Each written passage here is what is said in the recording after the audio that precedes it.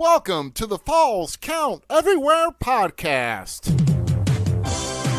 Tonight is episode number 53, where we feature our first ever retro flashback featuring legends of wrestling at the Chase, Bruiser, King Kong Brody, and the voice of Wrestling at the Chase, Larry Matysik.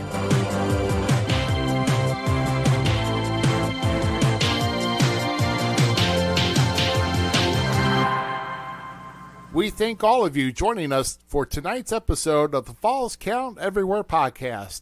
Before we get underway, we pay honor, tribute, and respect to the greatest nation in the world as we play our national anthem.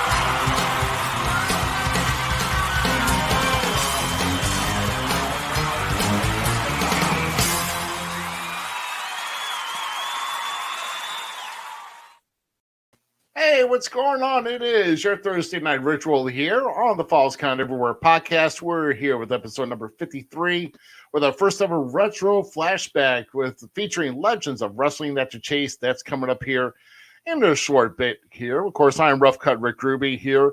And to the right of the screen, of course, is now the newly dubbed Gem City Mouth.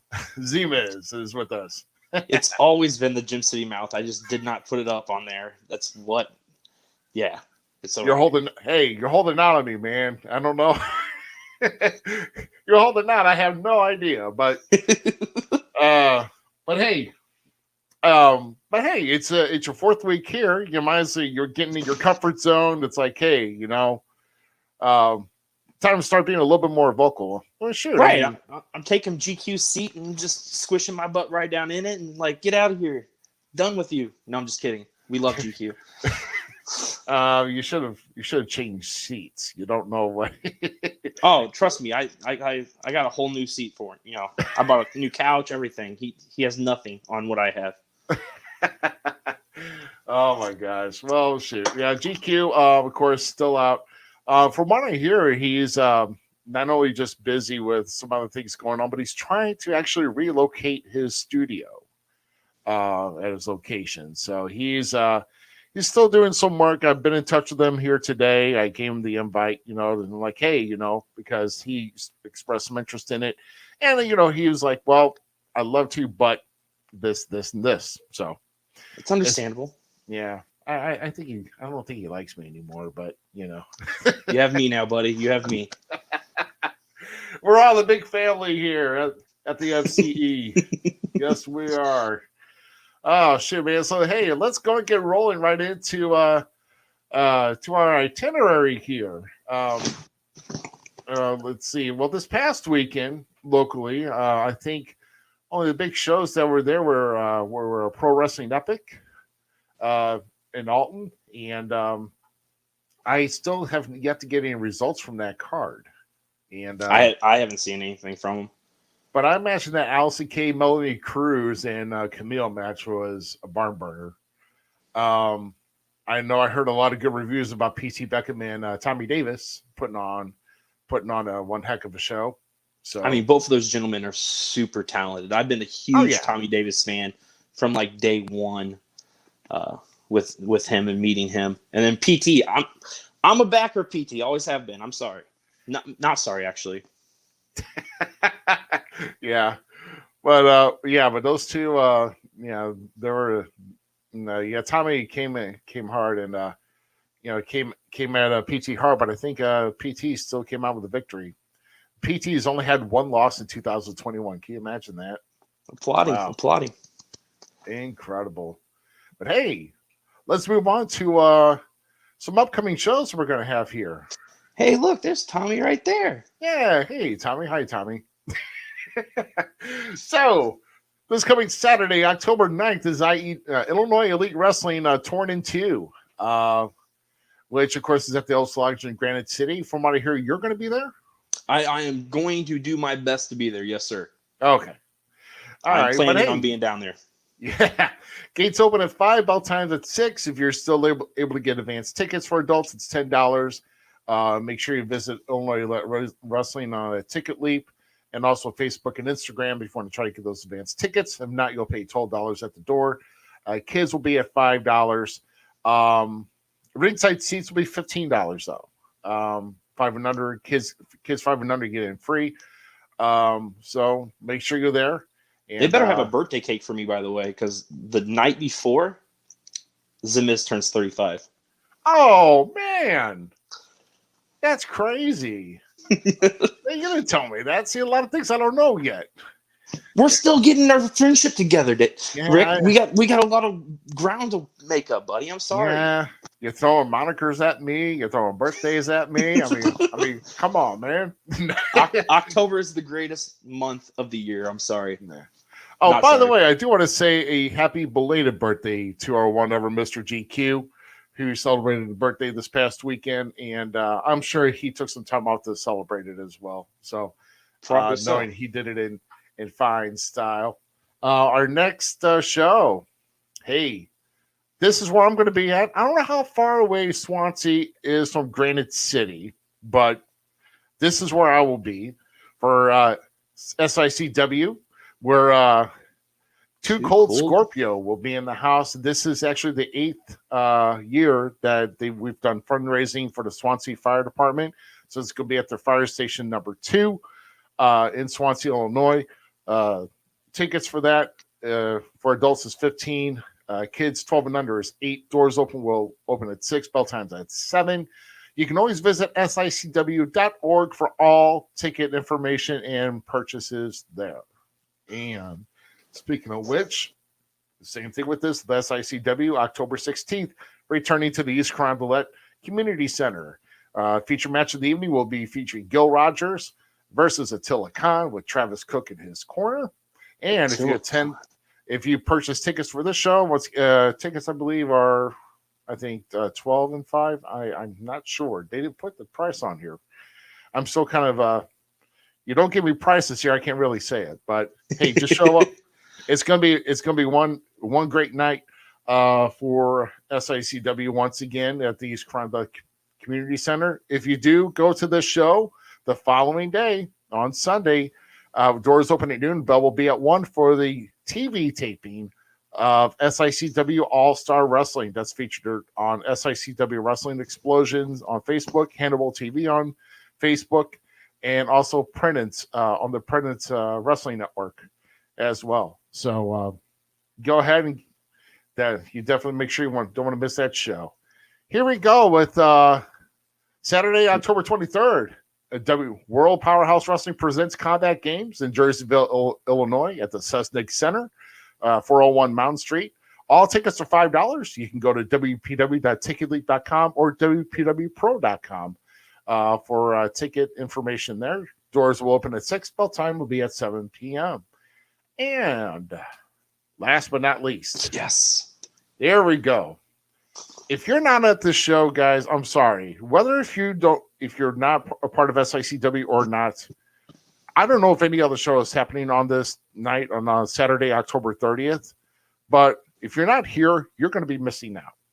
You definitely need to visit sicw.org to make sure you're getting all the taking information that you need and purchase your tickets here. Feature match of the night, one of the good feature bouts. There are going to be more matches coming, but I just want to make sure I get the okay from Herb Simmons before I announce them, out of respect, of course. But we always know about this. This is going to be a barn burner here. King Haku versus Attila Khan. And trust me, my friends, that is not paint on Attila's face. Okay? I want to go just to see this match. Like, no disrespect to you and anyone else. And the 20-man battle royale, we know that. Yeah. With the 2 rings. But this match is going to be yeah, I mean, it's going to be one of the best ones ever. And trust me, when I say this could get messy, folks, and I'm not talking of somebody spilling your drink and then slipping. There's going to be something spilled and it's not going to be a drink. I'll tell you that. I have a feeling. So, oh, yeah, Attila's going to bleed. Oh, yeah. Oh, yeah. I mean, yeah, these are old school warriors right here. And King Haku is as tough as they come, man. Really, he really does. If you heard stories about this guy, outside the ring protecting the some of the guys in some situations, then yeah, he's no one to mess with. But Saturday, October 30th, all the matches will start at 7. Everything starts at 4 p.m. with a trunk or treat for the kids, and even a Halloween costume contest. So come as your if you want to get in this contest, then participate in that. Hey, and also along that way, before when we start things and before we get underway with matches, look at all these legends you're going to be able to meet. Jerry King Lawler, Demolition, Sergeant Slaughter, once again King Haku, Cowboy Bob Morton Jr., the Rock and Roll Express, Ricky Morton and Robert Gibson, Greg the Hammer Valentine, the Nasty Boys, the Mouth of the South Jimmy Hart, and not pictured here, but is confirmed, Dr. D, David Schultz. That is actually the guy I want to be and make sure you shake hands, because that guy wanted to protect the business more than anything. And I got mad. Yeah, he was mad one props tough, and respect tough for him bitch. on that. Yeah. Yeah, he's tough too, boy. Jimmy's. I think after wrestling, or even the bouts when he wasn't so busy wrestling, he was actually bounty hunting too. So really, damn, I believe so. Yeah, that's tough. Yeah, that's hardcore. Yeah, dog move over, right? Yeah, dog move over, man. Dr. D's gonna he'll take no flack from anybody. When even one of those guys take flack, I wonder what any one of you get those two together coming after one person. I would hate to be that person. I would be scared. Yeah, me too. Me too. So all of that fun, all that fun in October, man. And we'll bring things up again as they come along. But big things coming up this weekend here for SICW and of course IEW. And as far as I know, I do want to mention though that MMWA will have a show also on October 9th down at the South Broadway Athletic Club. I just forgot to get their artwork, but no disrespect to them. So I mean, a lot of action going around this weekend. You know, downtown right. St. Louis, Granite City, and Swansea. I mean, literally. I have to see how far Granite City is from Swansea, though. But I mean, I'm going to be pretty busy too. I don't know what I'm doing, but I know I'm going to be busy. So, oh my gosh. So, hey, before we get into the guests here tonight, I know that recently we've had some little shakeups here. I guess in the WWE universe with the whole drafting going on. And man, let me tell you. Yeah.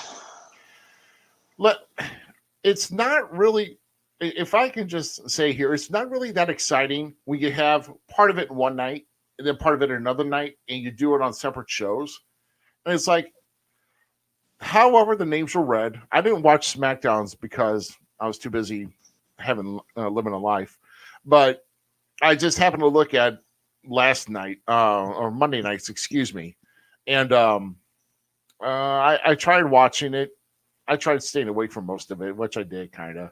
But it's just the way that dude, I don't know about you, but how did you feel about the reactions of the superstars after they were announced? It's like, so that's the thing. Like back when, was it like back in 05, I think, is when they started doing the draft the first time, when they did the first draft back in the day, and all. I want to say correct me if I'm wrong. I think it was 2002. Well, they had one in 2002. Remember, because Hogan was selected and then Rock was selected. Yes. Yeah. Yes.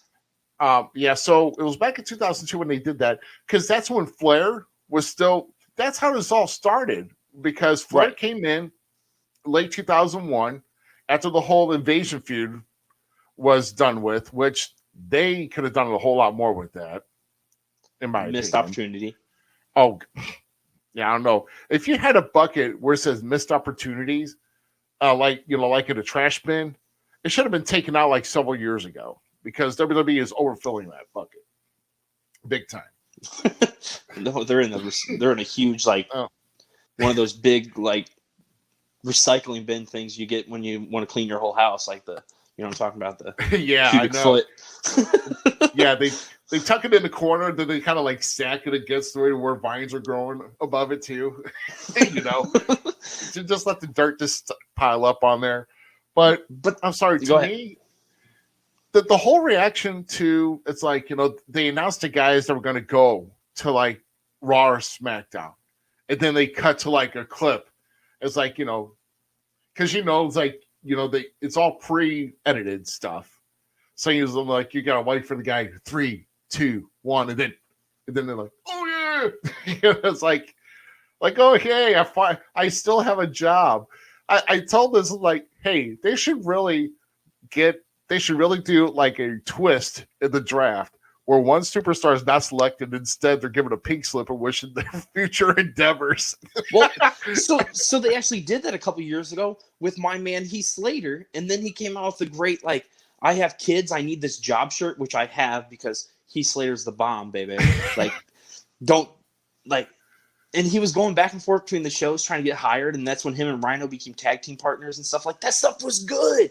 That stuff made me want to watch, but they dropped the ball on Heath Slater. He could have been awesome. But the thing is, back in 2002 when they did that, or whenever it was, they had all the superstars like in folding chairs in the back. Yes.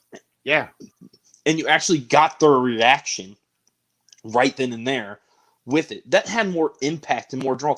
And the thing is what really upsets me is WWE and even AEW's very guilty at this too. So this ain't me just pooping on WWE. They make these special TV shows between Raw and Dynamite, SmackDown, whatever it may be, Rampage, and then do Diddy with it to make me want to like really truly tune in. I've missed 3 weeks of Raw, and I literally got caught up on the draft. Like that, you shouldn't be doing that. Like, you should make me want to be there every week, and I don't care to be there every week. Yeah, I know. I mean, like I said, I just only watch in the case of if the wife happens to turn it on, it's late at night, and it's like I'm sitting ready to go to bed anyway. It's not like, oh, okay, Raw is on. This should help me go to sleep, and it does. I don't need melatonin. I got Raw that's on my television to help me go to sleep. It just drags, and I feel so bad for everybody because, like, who was it? I don't do this usually because I am not this guy's fan. Like, I am not a fan of this guy. I can't stand him, really. I don't think he's that charismatic of enigma. But Jeff Hardy and Damian Priest had a pretty damn good match to start off Raw for the U.S. title. And at the same time, like, these guys bust their butts, and then you make me want to fall asleep in the talking segments and stuff because you're just not giving me anything to invest into. Right. Yeah, to me, there's just too much talking, and I don't know. It just seems that the WWE that's come at least, but ever since the whole pandemic and the Thunderdome and everything else, and then we even started it to it. I don't know about you, but I'm not really a big fan of the 3D graphics when the guys are coming out.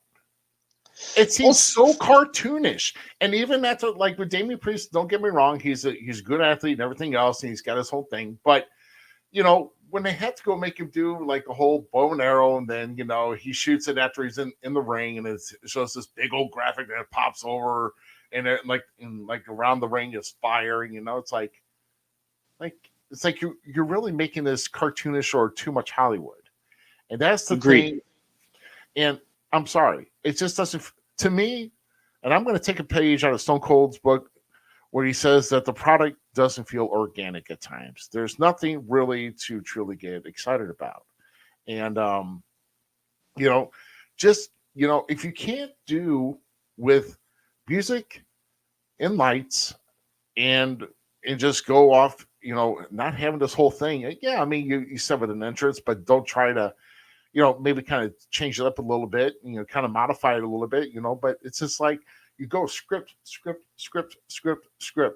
And it's like you're going through the motions, it's like you're on an assembly line it's like an assembly line of entertainment, where it's the same thing every day or every week or wherever else you're going. And it just, that's where it falters and it gets too bored. It's like serious boredom for me with WWE. And honestly, I hate having to do this type of critiquing, but it's like, I mean, that's just the way I feel. But I mean, if their sales are up and if they're selling merchandise, I guess they're not really going to break away. And if it's not broke, they're not going to fix it. So I mean, I don't blame him, and I don't blame Vince. Look at how he got here and what he's done for the industry and how his mind works. You got to respect the man to some degree, but at the same time, like, there's your fans that just show up here and there. And then there's your diehards that want to be there, but you're no longer feeding them. That's the problem. Like you're wanting that everyday person to be able to tune in and be like, oh, this is engaging. But you still got to feed this other side of the wrestling coin and have those guys be engaged with the wrestling. I think that's why SmackDown has been doing so well, is they have that with Roman and stuff, and there's other characters that were doing good. Let's see how the draft plays out. I mean, they were talking about breaking up the Street Profits. Why would you break up one of the greatest tag teams currently going in your company? Makes no sense to me, but I'm not paying the bills, so whatever. Yeah, I know. But yeah, the Street Profits, though, they do not need to be broke up unless if you've got some type of fabulous gimmick that's going to put Montez or D'Angelo over. If you don't, then don't break them up. And here's those two guys specifically are killer talent. And they're one of my favorite personal tag teams currently in WWE. But there's at times that I have more love for Dawkins than I do Montez Ford. Montez has the in-ring, but I think Dawkins is going to have that character later on down the line. He's going to have that fire somehow, dude. Yeah. Yeah, it's taken him some time to, I mean, of course, they mesh well together. Obviously, they've been together for several years now. Maybe that's probably the reason why, but it's like, well, I don't think and I know we may be just getting off here, but, we mentioned guys that are together or tag team or whatever, but even with just a tag team / faction, I mean, the New Day got together when? In 16, 15, something like that? Yeah, it's been a while. Yeah. And even with then, sure, you modified Kofi a little bit, and now you're modifying Big E now. But, there's literally 3 guys in there. And now, Kofi was, WWE champion. And, Xavier and Big E were tagging. Now, Big E's the WWE champion. And now it's going to be, Kofi and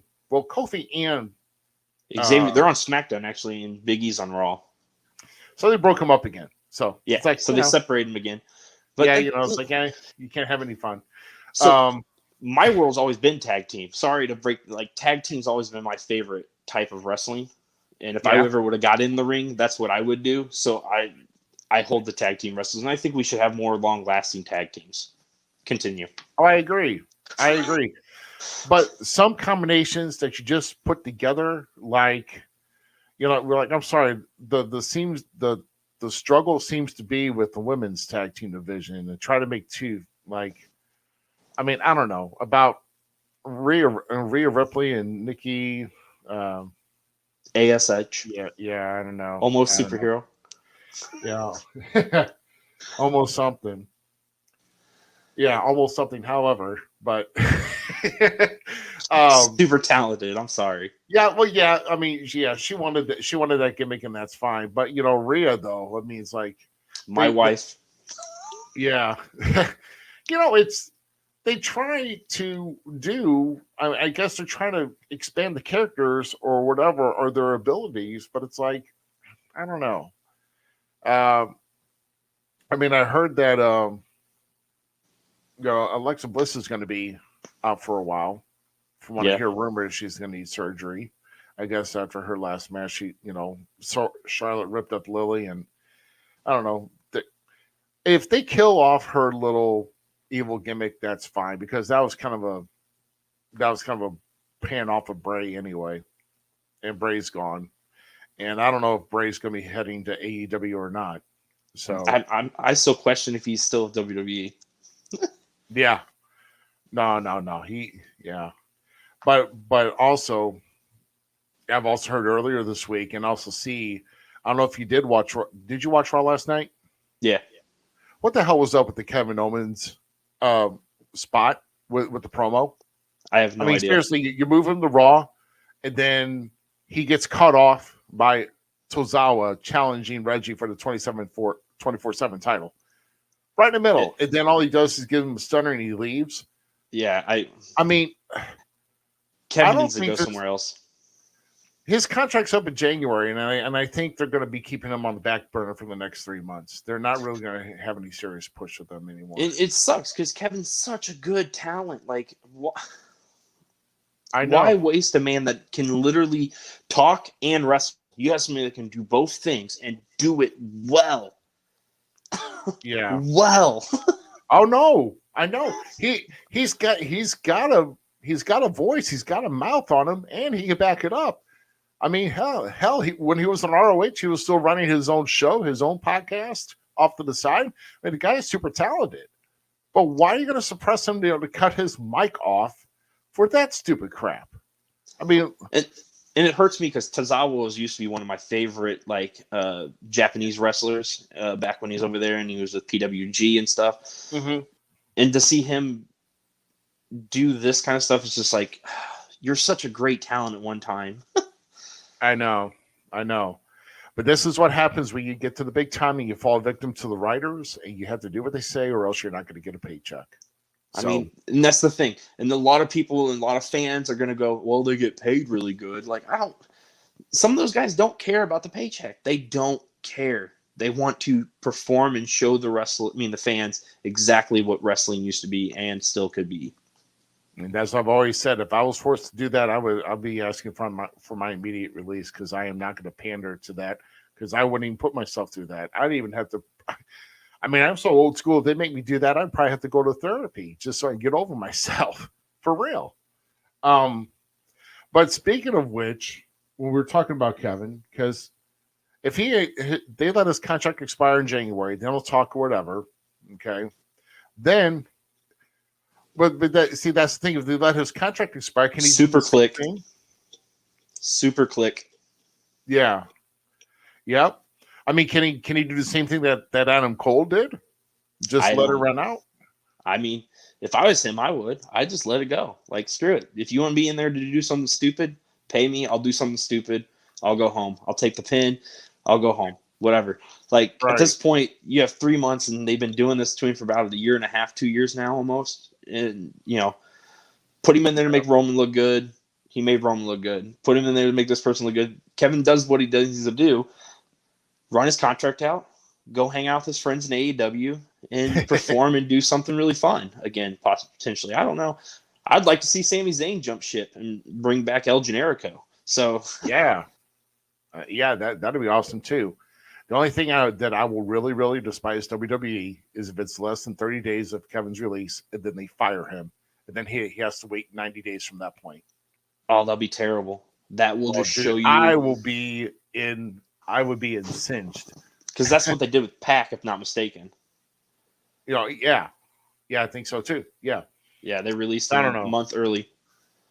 I think Kevin's been a good worker. I think as long as he shows that he can stick out his contract, there should be no reason why they would do that to him. But if they did that to him, boy, you do not want him to have a mic when he's able to talk again.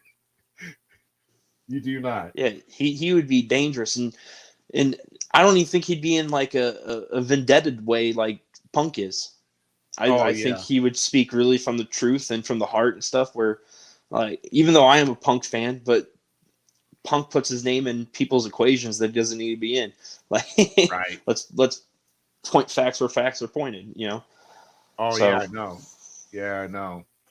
But speaking of AEW, something that just came across me, and I was thinking about the other day because obviously I'm in the St. Louis area. You're up north from St. Louis, but I know you come down around the area for shows. Well, with AEW, I was seeing on their booking that they had booked the Shavitz Arena in here, but it's on Friday, November 5th for Rampage, where I thought they had Full Gear or whatever that pay-per-view is. So what the hell happened? From what I have read and seen in the dirt sheets and the news articles and stuff is Tony Khan moved the date for Full Gear because of Dana White was going to be having UFC the same night on pay-per-view and did not want to fringe on his pay-per-view buyouts to where it would not fringe on their pay-per-view buyouts. Tony Khan and Dana are supposedly really good friends, and he pulled the trigger to move the date so that they did not compete with each other. So that's why you guys are getting Rampage instead. Yeah. Well, it'll be a hot show. The only thing that sucks is that right now it's only an hour, and I think they shoot dark too. They do a dark stuff. Oh, the Dark Revolution. I don't know if it's Revolution because I think Revolution's done in the studios. Oh, that's right. Thank you. Yes, and yes. I think Dark is still done before the wrestling on Rampage, if not mistaken. Right. I could be wrong, but I think they air like the following Monday, I believe. Correct. Yeah. On their YouTube channel, I believe, which is amazing stuff. Still, like, they're fun. Great stuff. Yeah, absolutely. But that sucks. But you got to respect the man business wise. If it's not good for business, it's not good for business. And he's trying to make it right. I have a feeling that this could be me as the fan just wanting something big to happen because they had to do it. But I think they would do something to respect the St. Louis fans for not having the pay-per-view. Yeah. But you also think with WWE pulling the trigger on the Royal Rumble that they decided to do that at the Dome at America Center, since that pay-per-view fell through then for AEW, trying to give more favoritism for St. Louis to go lean toward WWE more than AEW, which I really don't think it's really going to be the thing. But the Royal Rumble, I think from before COVID hit, I thought that it was going to come here in 21 anyway, or this year anyway. But now they're pushed back to 22. Right. So that'll be interesting. I mean, gosh, you're going to have to hire a crew to dust up all the seats. What? I mean, it hasn't been too long. I mean, the Battlehawks were there, over a year and a half ago. Well, they had motocross just recently there. Oh, yeah. Well, yeah, they still have events there, but it's like... So there's not too much dust that needs to happen. Yeah, Maybe just where they got to set up through the entranceway and everything. I was so mad the XFL did not work. I was so pumped for that. Oh, my God. Damn it, Vince. Twice now. Third time's a charm, Vince. Third time's a charm. Well, we'll see how that goes. Me personally, I think I'm just still going to either gather some friends together to watch it, and but I don't think I'm going to go downtown. I mean, me honestly, I don't know. We talking for the Rumble or for? I'm talking about the Rumble. Yeah. So I was there in 2007 for the Rumble. Judgment Day. No, it was 2007. Was the Rumble? No, was it? Yeah, it was the Rumble. The Rumble was in 2012. So then that's the one I was. 2012, the one Sheamus won. Yeah. So that was 2012. they were in so it was Judgment Day that they were in May of 07, which was one of the matches I remember was Chris Benoit dropping the belt to US title to MVP. And of course we know what happened a month later with Benoit, but yeah, that's kind of sad that's how I remember Judgment Day is because of that. There's a lot of ties to that. It sucks, but yeah, I know. Boy, there's so much we can get into that, but also I want to point out before we move on, we may mention it, but I want to give major kudos to AEW with this whole Owen Hart Memorial Invitational Tournament. And thank God that Martha Hart is working with a very good company in Tony Khan, and Tony wants to do this right. And man, it's just Owen was just really an ambassador of what a family man should be in wrestling, and he really lost his life too early. And I hope to do that very well whenever that comes around. Oh yeah, I can't wait. I can't say I was a major Owen Hart fan as a wrestler. Like, not that he wasn't good. He just didn't he didn't tick my belts. Yeah, he was still like, I enjoyed his matches. My favorite match is him and Brett. Like, that was my favorite match. SummerSlam. So yes, the match was amazing. And I loved him with Nation of Domination. So those are the two things I remember about him the most. And I unfortunately did watch the pay-per-view that he passed away in. But he never was like one of my top guys, but I always enjoyed him. I never like hated watching his matches. Oh no, he was talented. I mean, he was a sound technician, he went over just about anything he did. In WWF, and of course, in Calgary leading up to WWF, and to the W's there, and coming on as the Blue Blazer, and then eventually, I think he had like one or two matches in WCW between that and coming back, him and Neidhart as the New Foundation. So I mean, he just had a lot of potential, a lot of room to work with. I mean, he could do just about anything. I mean, he was really, really stupendous athlete and a good family man, and definitely a great example. I can respect that 100%. Yeah, definitely. Oh man, so I think we've been carrying on here for about over 30 minutes. Yeah, there's just because there's so much that we can just jabber on about, and so what I want to bring up here is, let me kind of fix this a little bit because I think I kind of like this. No, I don't like that. I like this better. Yeah, I like that better. There we go. So, and of course, if you notice the name tag here, I put on another feed. That's our Twitter handle at FCE Podcast, which I hardly post there, but I know I've got an official page there.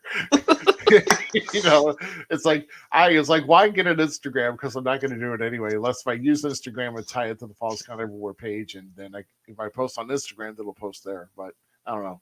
I mean, you can do that. Yeah, it's like Instagram and Snapchat are probably like the least two social media platforms I use, but I have them anyway, just in case. Now nothing's come just in case yet, but yeah. So this right here. So let me kind of give you a background going into this. What we're going to do here tonight. We're going to take a listen back to a interview that was done at a AM radio station here in town. It was like August of 1983. So this is about a month before everything stopped wrestling at the Chase. And the person conducting the interview was legendary sportscaster out of St. Louis, Bob Costas, who did regular TV. In fact, Bob Costas I checked out his resume the other day, and oh my gosh, I didn't realize he was an ABA announcer when the Spirits of St. Louis were here for the 3 seasons back in the 70s. I mean, gosh, his resume just goes a long, long way. And but no, he conducted this interview and decided to ask, get into the nitty gritty of the business here with Bruiser Brody, and of course the voice of wrestling at the Chase, Larry Matysik. And so we're going to take a listen to that. And so going into this interview here, we're going to start off in.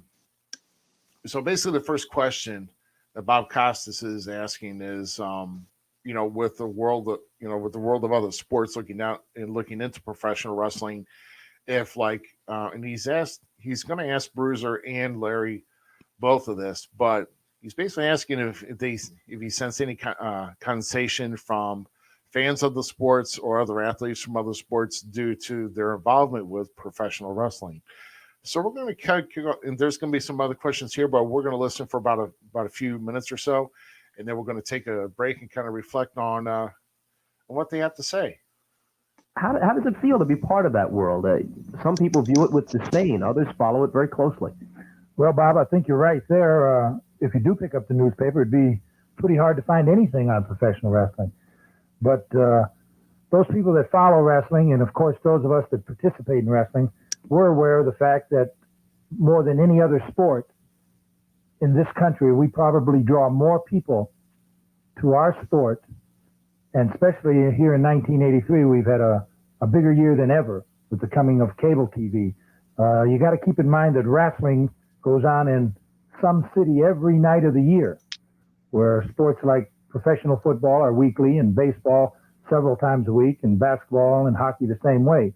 But in professional wrestling, you could be driving across the country or get off an airplane someplace here in the country, and that night there'll be wrestling there every night of the week. 365 days a year, there's wrestling matches, including Christmas, every holiday. It's a grueling pace, so you guys travel all over the place. A lot of travel. I'd say most wrestlers travel in excess of 300 days a year.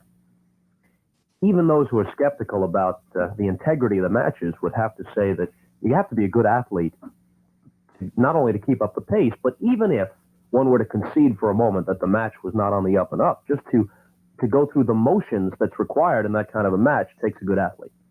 I think that if you were to take a cross-section poll, maybe take 50 wrestlers at random, I think that you'd go through there, and for every one man you found in there that wasn't a good athlete, I'd think that you'd find another man that come from a real extensive wrestling background, either high school, college, and possibly a bit of professional football or rugby or basketball or something in their background somewhere. When I lived here in St. Louis, I noted the good turnouts you used to have at Kiel, and occasionally there would be a card at the arena, and the longtime popularity of wrestling at the Chase on Sunday mornings. And now that I live in New York, every time they have a wrestling card at Madison Square Garden, it's an automatic sellout. So there's no question the wrestling fans are out there, but my question to you is, who are the wrestling fans? Are they baseball and football fans who also are wrestling fans, or are they a complete breed apart? There certainly are some who are a breed apart, but I think when you get to the type of crowd like you're talking about in Madison Square Garden, or the 20,000 people that we had out the arena for Sam Muchnick's final card, if you took a cross-section, you'd have just as many lawyers as you would have people perhaps on welfare. You would have just as many blacks as there are in the community as there are whites in the community.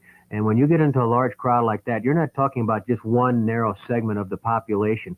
You know, over the years that I did the TV here in St. Louis, Bob, I had a lot of people come up to me and they'd say, well, my son watches it every week. My son would never miss you every Sunday. And we get into a conversation, and pretty soon that person would be telling me about names. He'd be talking about King Kong Brody, or he'd be talking about the Von Erichs or somebody. And I'd begin to wonder, well, who was the fan here? Was it the son or was it the father? I'll ask you the same question that I asked King Kong Brody before we go to a break here.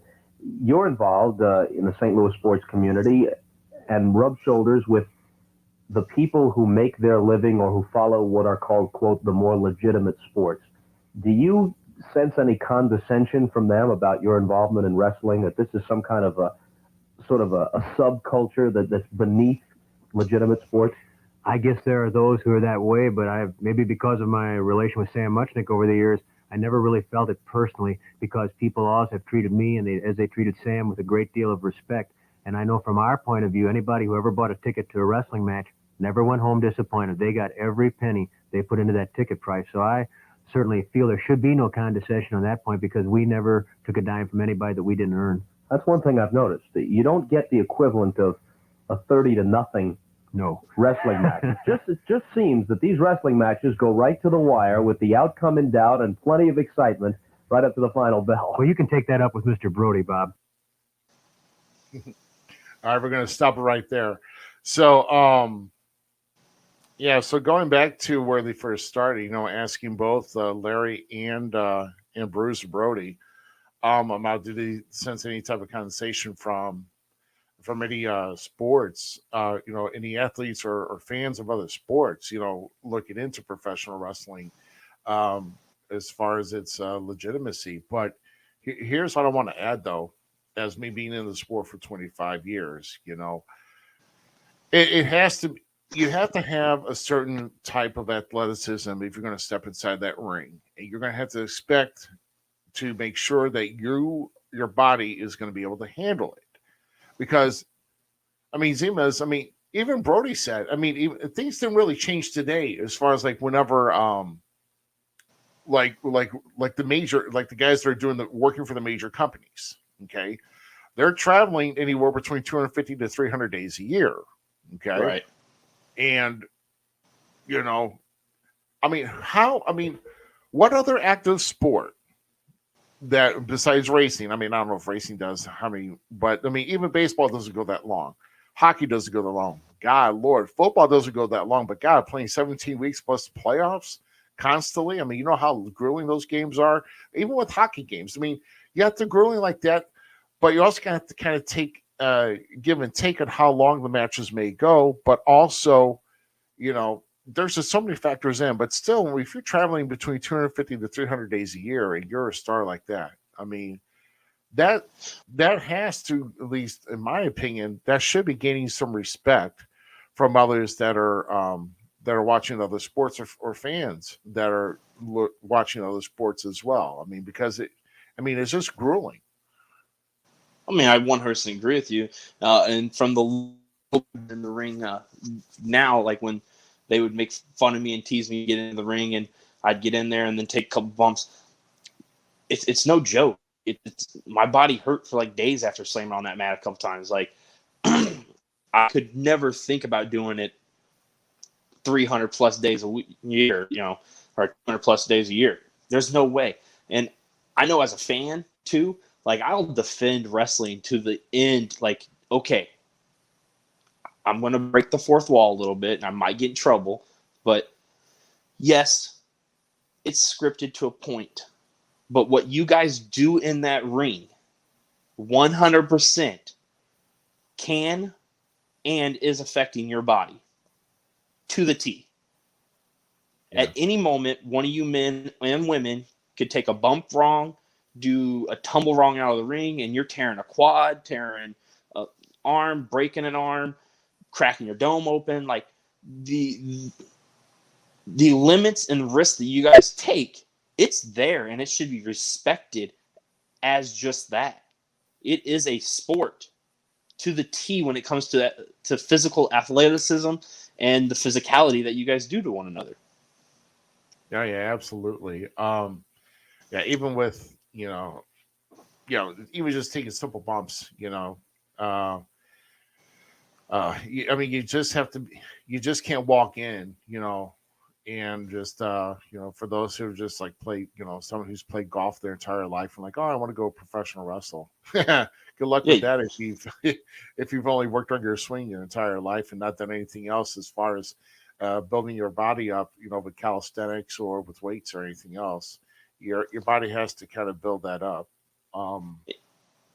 Let's not mention that a great CEO once slid into the ring and ripped both of his quads just sliding into the ring. So it's there. Like, I don't understand why people want to be like, oh, it's fake. No, F everyone that says that. I will smack anyone as a wrestling fan and as somebody that's trying to get into the business. I will smack anyone that tells me wrestling's fake. Yeah.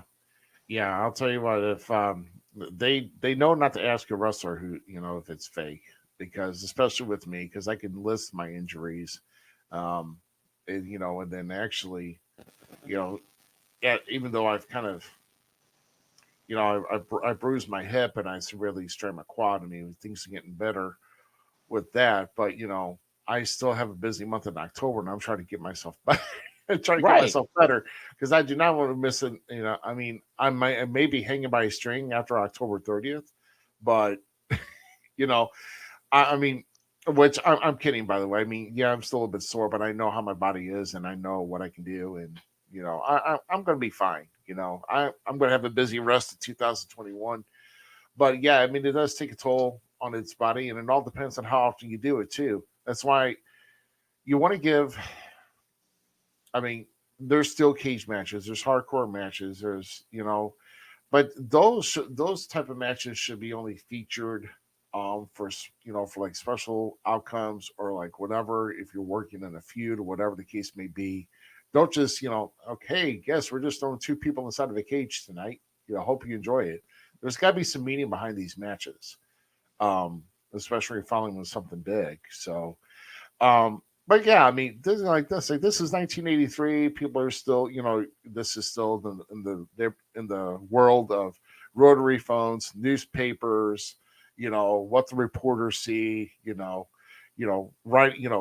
Snail mail. There's internet hasn't even been thought of yet. So right. There's still a lot of and we're going to get to other points later.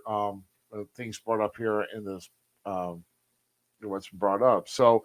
But the typical fan back then. I mean, you still can't really determine what the typical fan was. I will say though that this past week, like this past Monday, our featured guest Ed Wheatley was on the Fox affiliate Fox 2 KTVI, and apparently John Pertzborn went on Fox 2's Facebook site. Because after the morning news, they have a thing called the show after the show. And he came on there with Ed's book, and he was talking about all of his memories. And I never would have guessed that John Pertzborn was watching all this wrestling when he was younger, and then some other family members were watching wrestling too. So you don't know who your typical wrestling fan is, I mean, that's the great thing about wrestling, and I know you being in the business, and you've probably been to many events. Myself I've been to 313 wrestling events, not that I was booked at now. That's me as a fan. Damn. But going to those events and the people you meet is crazy.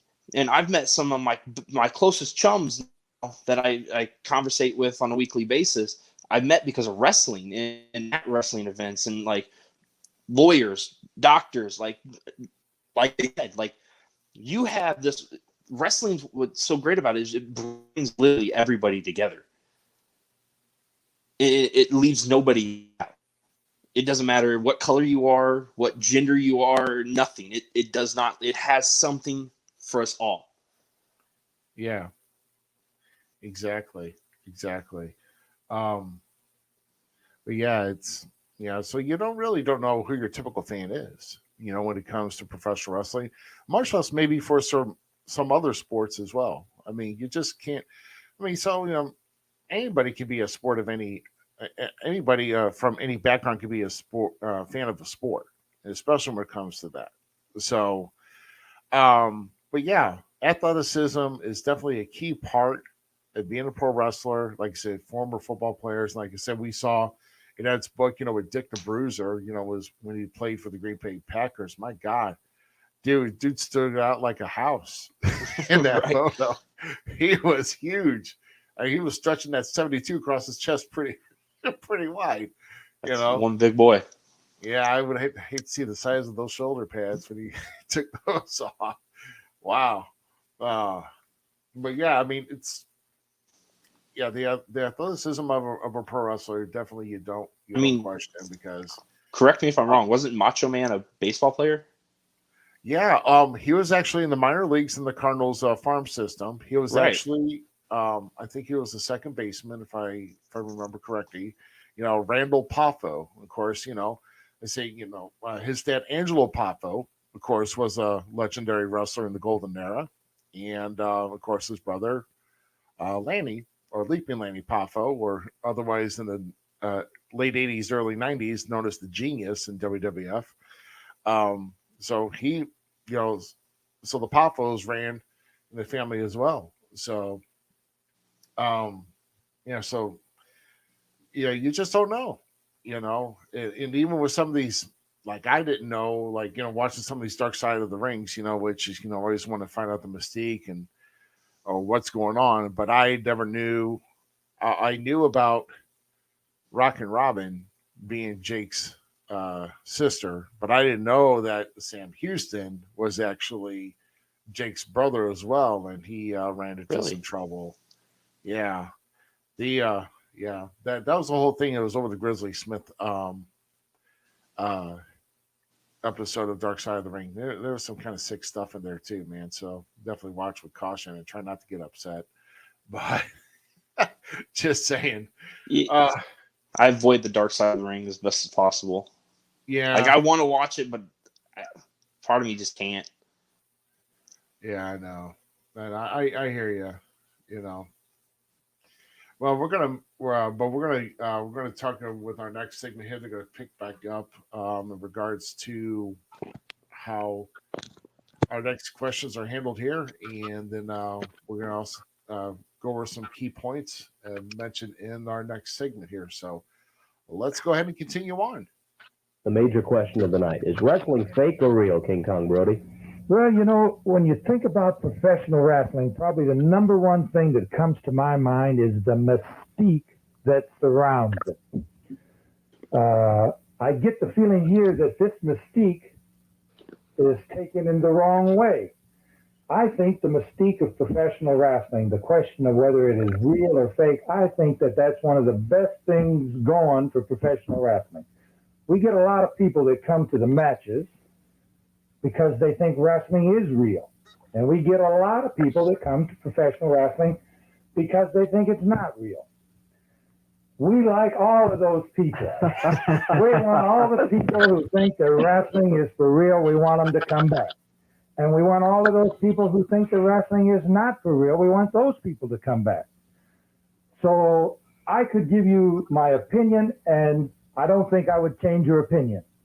But whichever side of the fence you're on, we sure hope that you keep coming back to the wrestling matches.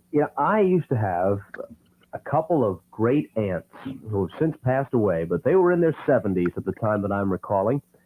And they would sit in front of the television set in New York City, and on Channel 9, WOR-TV, on Saturday nights, they'd watch wrestling in the early 60s. And I was 10, 11 years old, and they would call me in from the other room, and they'd say, "Bob, you won't believe this. Haystacks Calhoun is sitting on top of the Great Atlas. I can't believe he's not squashed. Did you see what he did to him? He just pulled his nose off. He's bleeding in the corner." They were overwrought. It's a wonder they both didn't succumb right there watching on Saturday night. The old ladies get into wrestling, don't they? I think what's good about some of the older people that are involved in professional wrestling and like to watch it and attend it is that maybe they see a little deeper into it, just a little more than the average fan. They get down to that white horse or the white hat and the black hat thing, and they see the good in it and they see the bad in it, and it brings out a lot of their moral character, a lot of the things that they grew up with for 60 or 70 years, things that they see as right and wrong. And heaven forbid, this is the thing that we hope everybody sees. We hope that the older ladies that are watching it and the young men that are watching it, we hope that they see that there's an element of a good man out there and a bad man. And I think that everybody who has this image in their mind, I don't think that they're disappointed when the bad guy wins, and I don't think they're disappointed when the good guy wins. I think that they feel that there's something moral going on out there, and they have the right to exercise their opinion. And I think they're very, very vocal about it. Wrestling might be the last great ongoing melodrama in the United States. I mean, this is pretty overblown stuff. Guys with costumes and guys issuing challenges and all manner of mysterious backgrounds, sometimes with a mask, his identity unknown, even to the immigration authorities. I mean, this is heavy stuff. I think that's the mystic thing we're talking about. People come up to me a lot of times and they say, "Well, do you know Adrian Street? Do you know Andre the Giant?" This mystic thing about, do those guys really look like they look? Where do they come from? Have you ever seen so-and-so without his mask? These are the things that make professional wrestling the great sport that it is. I think it's the same attitude that prevails when you get that 9-year-old boy and he's standing next to that 275-pound defensive lineman after a football game. It's the biggest thrill in his life. He didn't know that there could be a man that big. He's looking up at him, and he's just in awe. It's that mystic thing. And like I said earlier, in wrestling, we like to think that this mystic thing is one of the best things going in wrestling. Thank you for holding on. You're on the air with King Kong Brody. Hello. Hello. How's it going, King Kong? Hi, how you doing? All right.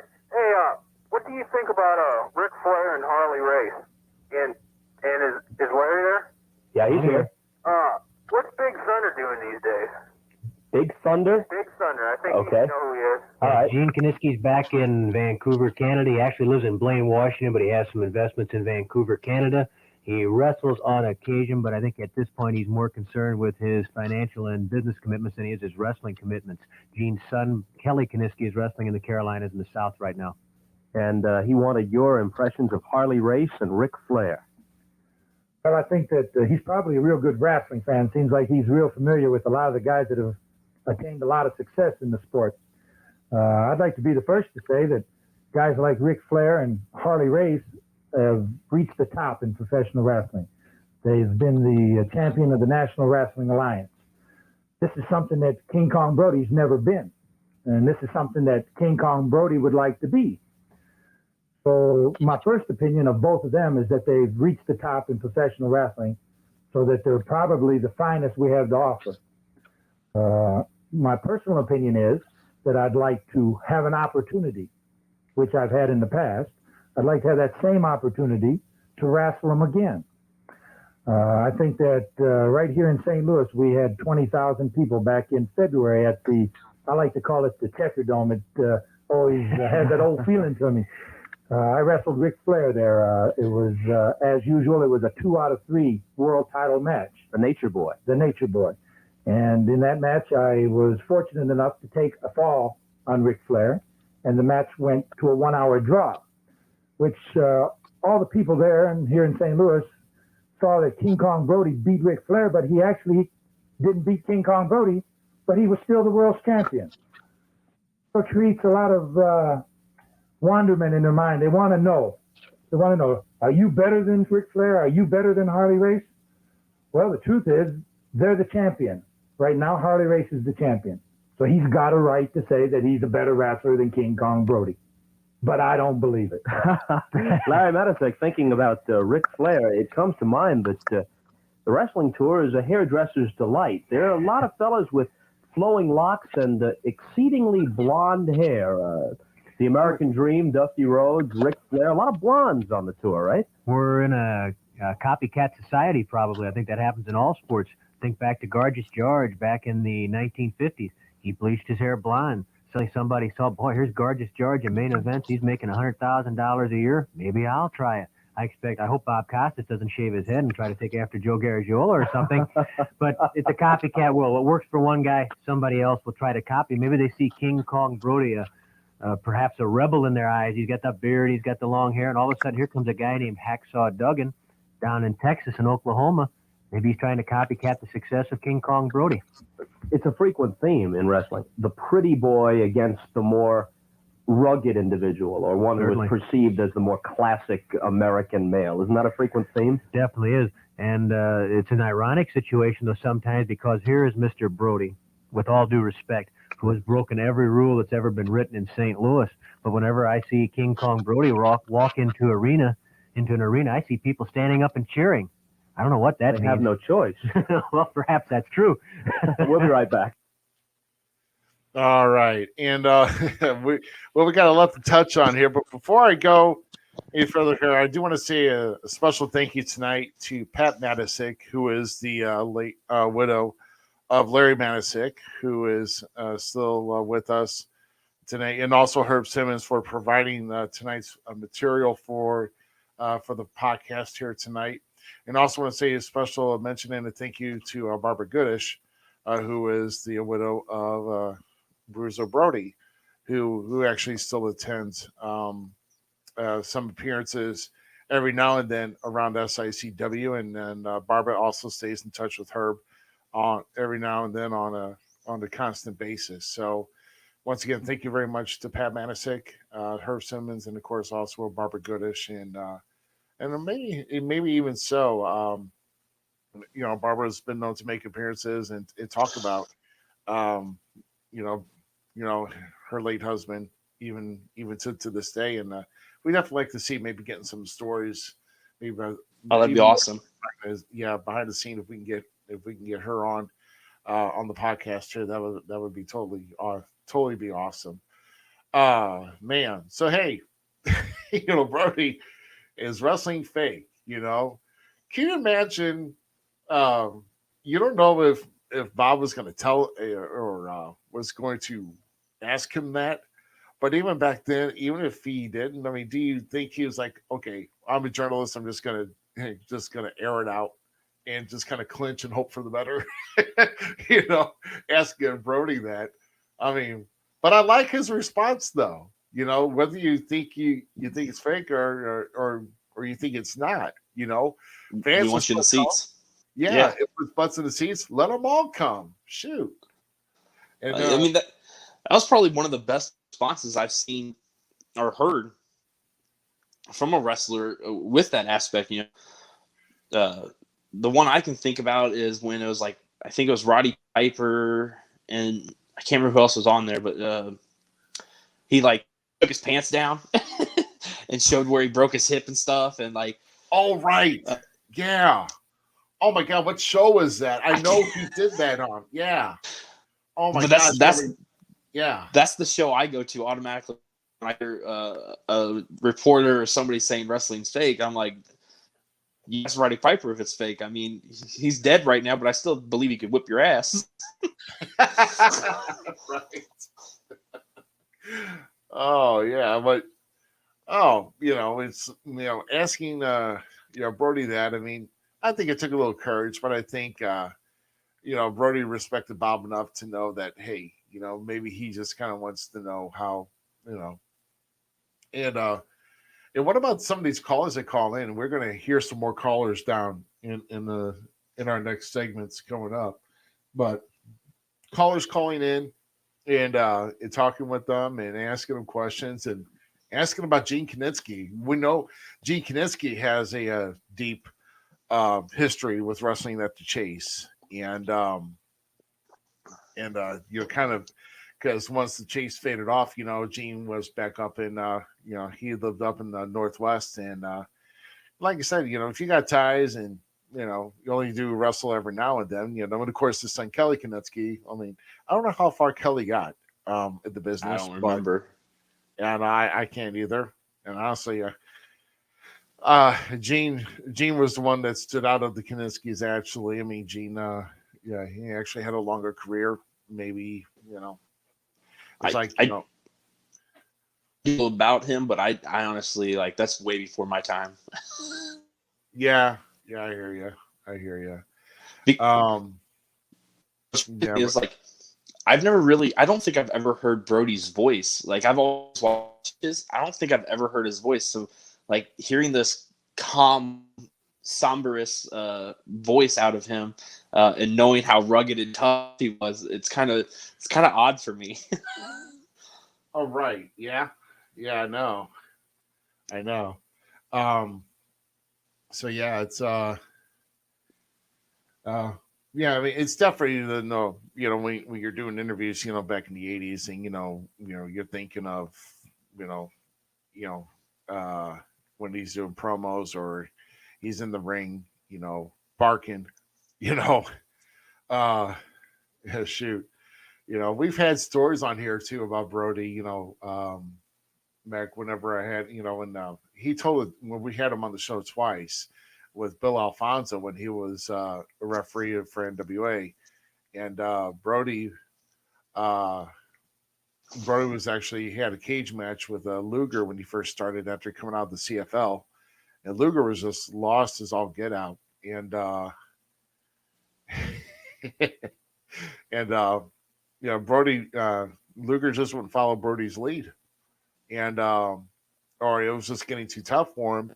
and Luger just ended up climbing out of the cage, and that was it. That was he actually Luger got out, he grabbed his bag, and he got in his car, and he left. Straight while he was still in gear.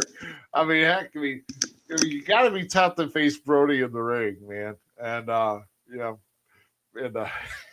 Bill, well, boy, he's got if you can, I think it's episode 43. If you go back, definitely it's on YouTube. It's definitely here on Facebook.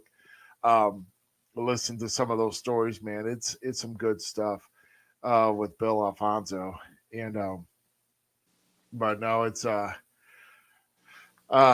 Brody. I mean, gosh, because I remember when Brody was, in the featured, and I think they actually had the match aired somewhere, or there's footage of this match, but not the entire thing, where Brody actually did pin Ric Flair. I mean, it's a 60-minute time limit, but like with these NWA, these old style matches, it was some people call it Australian rules, but it was 2 out of 3 falls. Right. Can you imagine wrestling for 60 minutes? You get a pinfall, and then Flair doesn't get a pinfall, but yet, if no one's got the decisive 2 falls, then it's declared a draw, and Flair still walks away with the title. I mean, how crazy is that? That's ridiculous to think about. Oh, I mean, can you imagine these guys? I mean, they're back in the matches back then. I mean, there was a lot more technique and pressure put on these holds. Obviously, not a lot of flippy floppies. I mean, if anything else, if you had aerial attacks, you're just sleeping off the top rope, hopefully for a cross body, an elbow, an axe handle, something simple. The good high flying moves. Yeah. But not you're going to do like twist yourself on the top turnbuckle, then moonsault, or do a 450 or a corkscrew, or like you don't see that back then. Could you imagine? You imagine some of these guys, like Terry Funk, imagine he tried doing a moonsault back in the 70s before you start doing it in the 90s. I was like, Terry Funk did do a moonsault. Oh yeah, but that was like in the 90s when it was middle aged and crazy. Now he's just old aged, and I'm not sure what he is, but yeah. But with going to the distance, I mean, gosh, with the main event like that, I mean, in some of these guys with cowboy matches, and especially when you hear about all the matches that Ric Flair has had, with all these, going Broadway 60 minutes, and even, probably one of the longest draws I've seen that were back in the 80s, of course, when Flair was wrestling Sting. Remember, they had the first ever Clash of the Champions, going 45 minutes, no winners. That went to a draw. So now he gets into Bob actually got to with different gimmicks, like impersonating one another, like in the 80s, you had. Well, I mean, think about it with blondes. Even if we're going back to the 70s, he already mentioned Gorgeous George in the golden era, but you look at superstar Billy Graham. I mean, you look at, like I said, Dusty Rhodes was in the 70s. Ric Flair decided to do it. Which one? Jesse Ventura. Oh yes, that's right. The Body. Yeah. Yeah. I mean, all these guys, and then of course Hogan. When he first came in, I think Hogan's always been blonde. For hair anyway, whatever he had, but I'm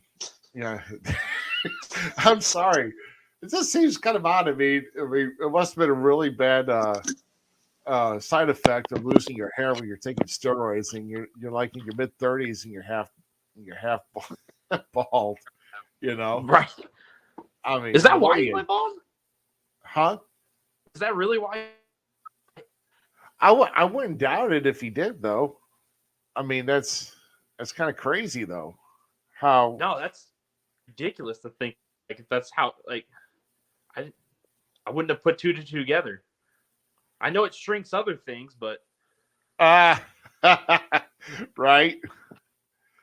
Oh, I'm sorry. I had to lose. My phone's dying. Oh, Technical sorry, man. difficulty. No, it's good. Yeah, it's all right, man. So, now, but I didn't know if I'm sorry, man. I guess I should have known. But yeah, I think that was pretty much the extent of that. It went for quite a while. But yeah, with everybody's, I mean, the WWF and NWA didn't really impersonate so many gimmicks, or even with World Class.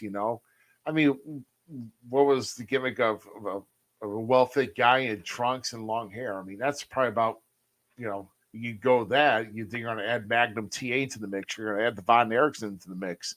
I don't know. I mean, Rocky Johnson and Tony Atlas, I mean, those guys are fit, and of course, Savage, was in the mix. I mean, these guys, they got to be fit. But yeah, I'm going to go ahead and start up again on our next segment here. And I think it's not going to be as long. I didn't realize that was kind of a long segment. Oh, no, it's beautiful. I'm enjoying this. I just feel bad that I can't. Yeah. No, you're good, man. I can still hear you, so you're good. So, yeah, let's continue on. To St. Louis. I mean, the very thought of this has me quaking. Devastation Incorporated. Ooh. Well, Devastation Incorporated is a group of wrestlers who have more or less banded together under the management of a gentleman by the name of Skandor Akbar in the Dallas-Fort Worth, San Antonio region. Skandor Akbar? Yes, Skandor Akbar. You'd believe that if you were a cop and saw it on his driver's license, well, right? We won't discuss that, but yes, they are very well known throughout the Texas area, and I'm sure that their opportunity to come here is as good as anybody else's. They have spread mayhem and havoc everywhere they have been, no doubt. Not as much as Brody. Devastation Incorporated. Brody doesn't look worried. I'd like to know, do the wrestlers sign a contract to work a certain area for a certain amount of time to keep them from working with another club or whatever? All right. Well, that's another great thing about wrestling. The last frontier where a man's word is his bond. The handshake does it, right? It's certainly been that has been my experience in the wrestling promotion, and I don't think if you're a promoter and you're making a deal with a TV station, you want to do it by a handshake. But if you're doing it with a wrestler, I'm sure King Kong Brody will verify, between he and I, or between he and Sam Muchnick prior to me, there never has been anything written. It's handshake, his word, my word. And no guarantees. If you can't show, you don't get paid. Right, King Kong? So you've got to go on with a lot of injuries and assorted aches and pains. Yeah, a professional wrestler, he wrestles, like I said, 300 times a year, possibly. And in that course of the time, he can have a lot of injuries. But we don't have any type of insurance program, and we operate strictly on a handshake. So therefore, it's very hard. Most of the fellas have wives and families and homes, and it's... you find very few wrestlers who will be interested just because they have some type of small injury that would be interested in taking a day off. Most of them, they want to get in the ring. They want to get to the next town. They want to get out there and give it their best. You're on. Go ahead. Yeah, Bob. Yeah. I'd like to ask King Kong Brody if he's married, and what do you think he'll become the next champion? And I'd like to ask Larry a question about David Von Erich. If you read that article in the book about them banning the claw from wrestling, if they do, they're a fool. Why don't they ban the power driver? All right. Would they ever ban the claw hold, the dreaded claw hold from wrestling? Anything's possible, Bob. Don't forget, in every state of the union, some states you have athletic commissions. Some states you do not. Some states have different rules than other states. So what they might want to do to a certain hold in Texas or they might want to do in Missouri might not happen somewhere else. It's illegal to jump off the top rope according to the athletic commission in the state of Missouri. However, you can do that in New York. That's the pile driver? No, the pile driver is a different move entirely. The late Wild Bill Longson was the one who popularized that. And in fact, in the late 40s in St. Louis, the pile driver was banned for a short time, but then they reinstated it. What's the sleeper hold? That's always fascinated me. The sleeper hold is a hold that is applied to the side of the neck. I'm sure King Kong Brody may go into more detail than I could. A lot of people, including, I believe at one time, George Carson, wanted to question whether or not is the sleeper hold real. But then one of the Elk Sports Celebrity Dinners, now the MS Sports Celebrity Dinner, that Bob Costas will MC tomorrow night. What a plug. But at one of those dinners, that challenge was made from George Carson to Lou Thez. and Luthez used a sleeper hold to leave Mr. Carson laying asleep on the podium. And how long was it before he was aroused? Not too long, because Sam Muchnick went up to Lou and says, get him awake, quick. King Kong, are you married? Yeah, I am married. Got a boy, 3 years old. What does he think? Is he old enough to know when he's watching on TV and his dad is getting thrown from pillar to post and somebody's jumping on his head? Well, first of all, his dad doesn't get thrown from pillar to post. One One thing my boy has never seen is nobody be jumping on my head. My boy hasn't seen that. Now, he has seen me come home a couple times, busted open. And he looks, but he doesn't say anything. He looks sort of like he doesn't understand. I think that he's still a little bit young for that. We'll be right back. All right. Another great one there. So some stories. Yeah, Bob bringing up the interview cut out. I don't know what exactly was asked, but with Bob Costas talking about some of these, maybe some of these, heel groups that they would know as just heel groups. They really wouldn't know as a faction or whatever. Talking about with Down to World Class and Devastation Incorporated, and they were the World Class was going back in the early 80s, probably like even 80, 81. I mean, Skandar Akbar was still having guys underneath his his managerial tutelage, and in fact, one of them was King Kong Brody, not King Kong Brody, but King Kong Bundy. Excuse me. That's whenever Bundy still had hair. He had a full head of black hair and still large as could be. And Fritz Von Erich, I think he had like a retirement match down at Cowboy Stadium in '82, and I think Bundy was the American heavyweight champion, and Fritz won it, and then of course he retired, and then he had to vacate it. But I mentioned how that would happen. Right. But Skandar Akbar, though, I mean, he has been he was in the business for quite a long time. Of course, no longer with us, but he's got. I mean, I'm sure there's guys that are out there that have they've been underneath his tutelage, or at least in the locker room, and can really give some Skandar Akbar stories. One I'm always kind of wondering about is, I don't know how far back you go, but I remember seeing a guy called the Missing Link, and he had like this weird haircut. Yeah, and he had like kind of like he had like an afro, and he was just like shaved around like one huge loop, and he had like a patch of hair right here, and he grabbed it, and I do had remember his face painted green. Yes. Yeah. The guy never talked. The guy never spoke, at least on camera. And I don't even know if there's even some footage of him ever doing a interview. I don't think there is. Truly, one of the mystiques of wrestling, the Missing Link. You probably never heard him speak. Of course. I mean, I can't think of any. I don't know about you, but no, I can't actually. I don't. Yeah. Now that I think about it, no. Yeah, that's something. That's probably something one of our good friends here, Herb Simmons, I'm sure, probably like, hey, did he ever talk? Is there any footage of him having an interview? If so, I brought up last time, though, you asked Herb that, you're probably going to get like 6 hours of explaining his whole thing. I don't care. At least I'll have my question answered.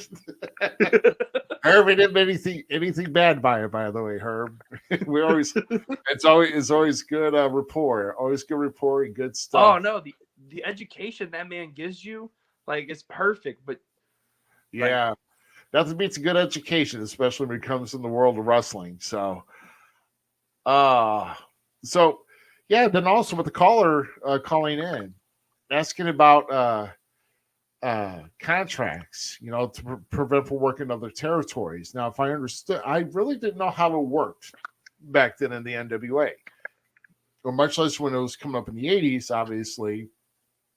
When NWA was starting to kind of come out of its own territories, after Sam retired, back in '82. You don't know where these other guys are going. Where they're going down to world class. I mean, were they still on the handshake agreement? Did they want a contract? I mean, I was thinking that WWF wanted a contract whenever they started picking up business in '83. Of course, you had Vergania and the AWA, up north in Minnesota. I mean, heck, I don't know if there was like any particular guy that, that wanted to, but also at the same time, if you're getting like any type of strong headline for a main event or like in a feud, then wouldn't you think you would be around that certain promotion more then, Right. Yeah. I mean, didn't the whole contract aspect come when WCW started, right? When Ted Turner? Or am I wrong on that? I think so. Yeah. Yeah. Pretty much.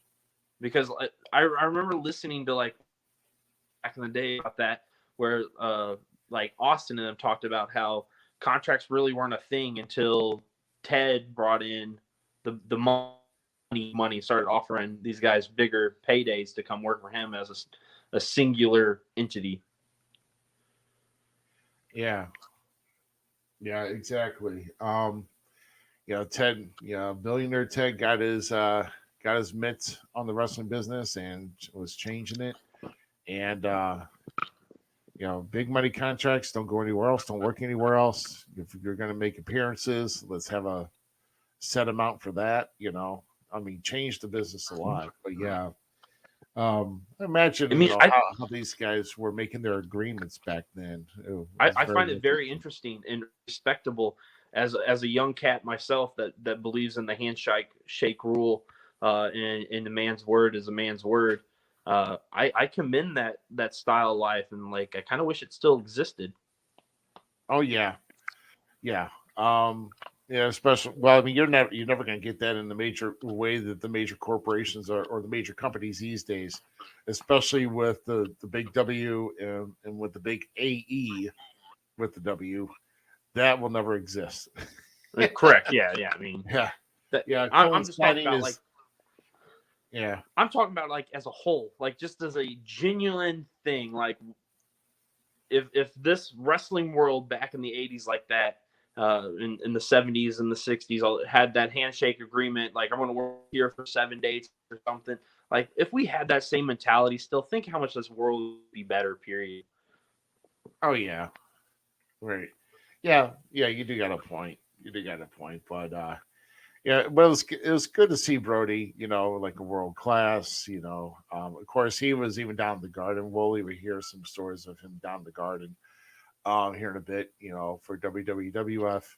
Of course NWA. I mean, he's been in, he had been in a lot of places, other than just, coming up here and being at the Chase. And then so I mean there's just a lot to that.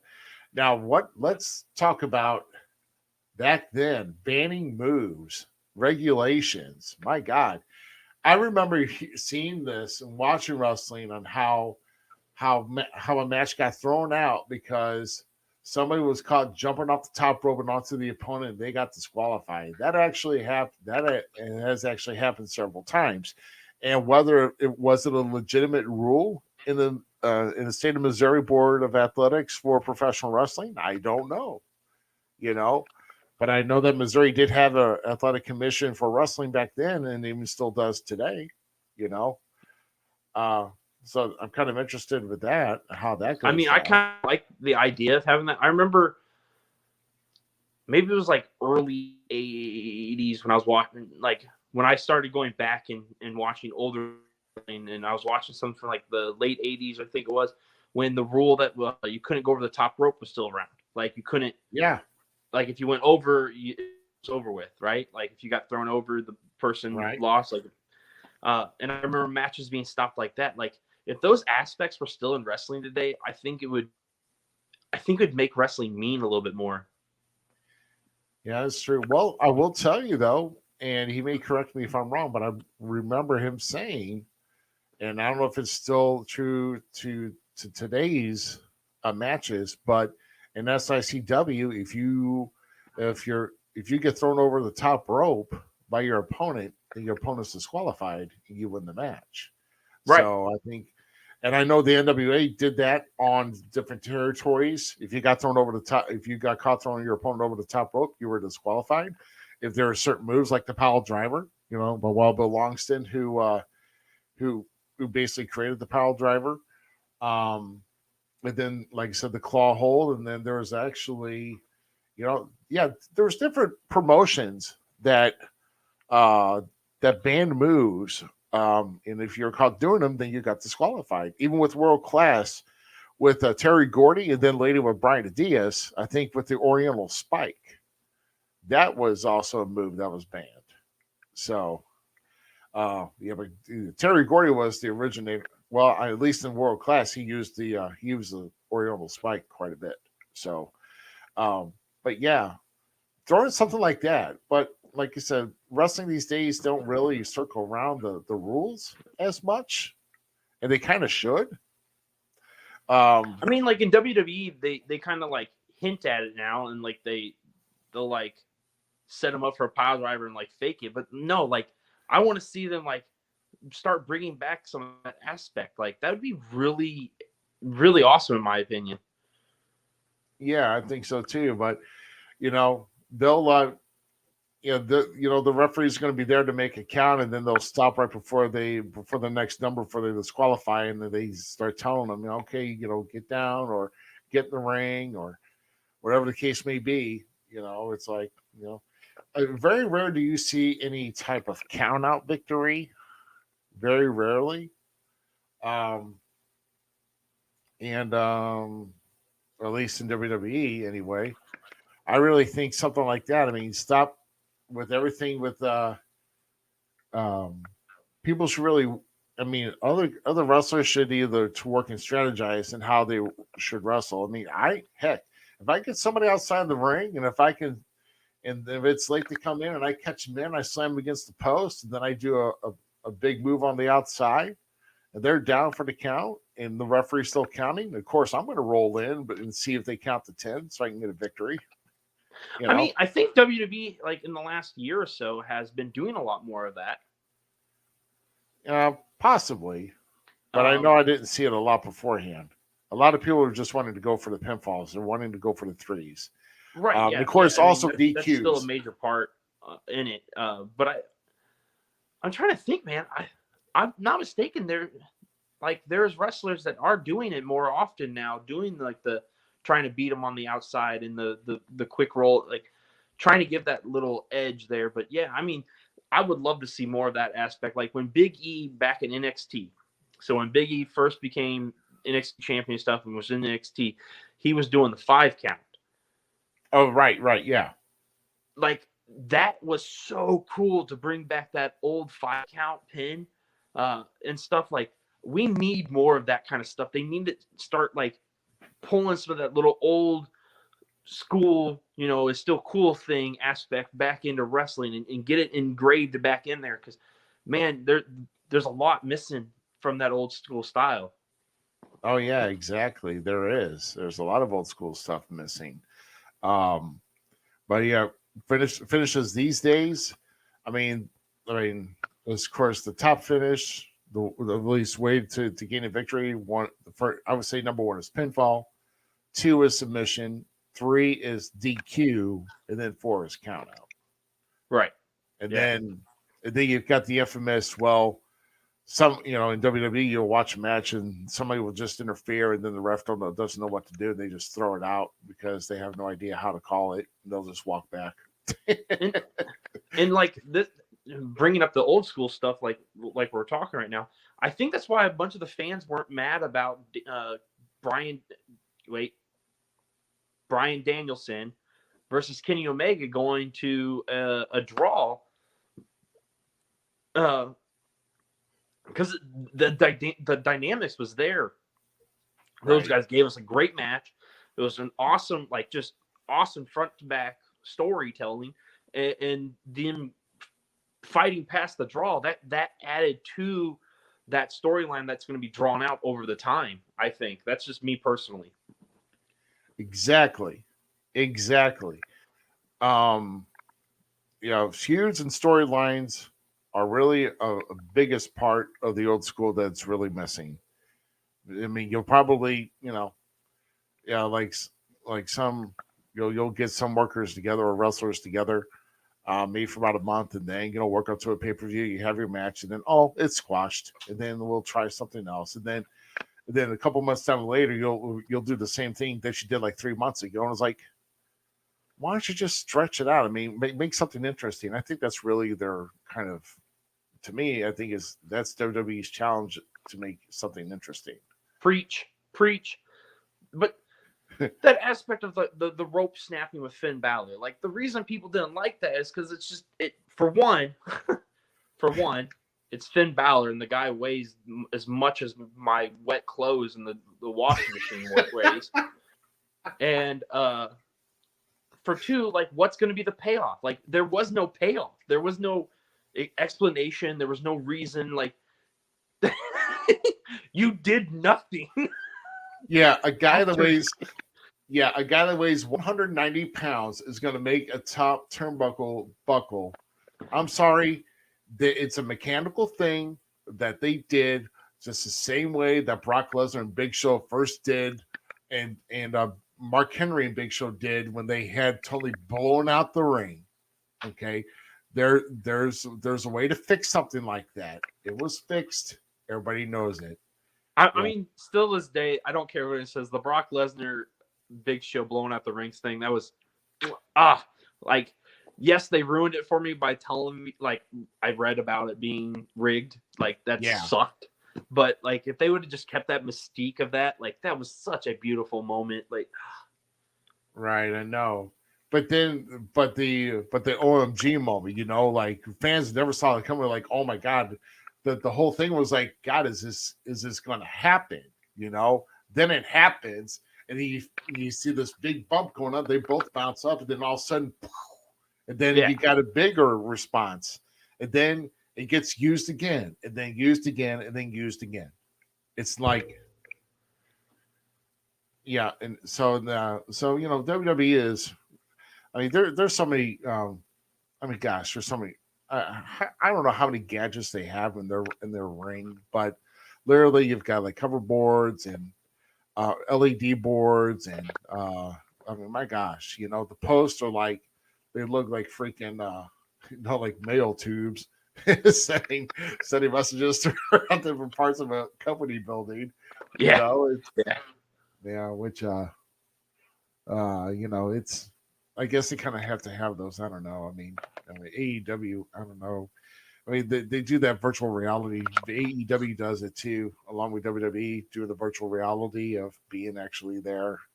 For, I don't know what service they have for that, but moving on, of course, we heard Bruiser Brody talk about, caller called in and asked, is he married, and he's got kids. So at the time, his, of course, his wife, Barbara, of course, still around with us, and his son, who was 3.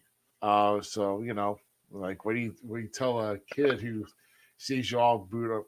Gosh, my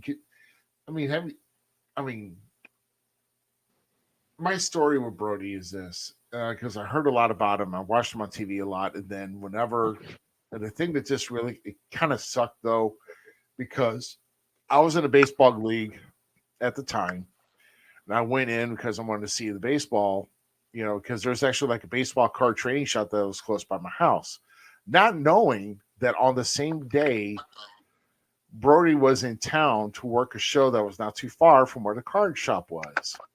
And I actually got in and ran into Bruiser Brody accidentally and got his autograph. Of course, that's been gone since then, but I don't know where it's at.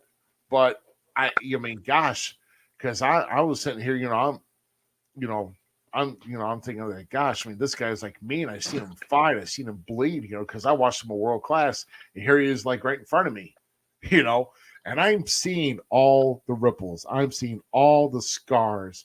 I'm like, holy shit, it's like crap, that stuff is real.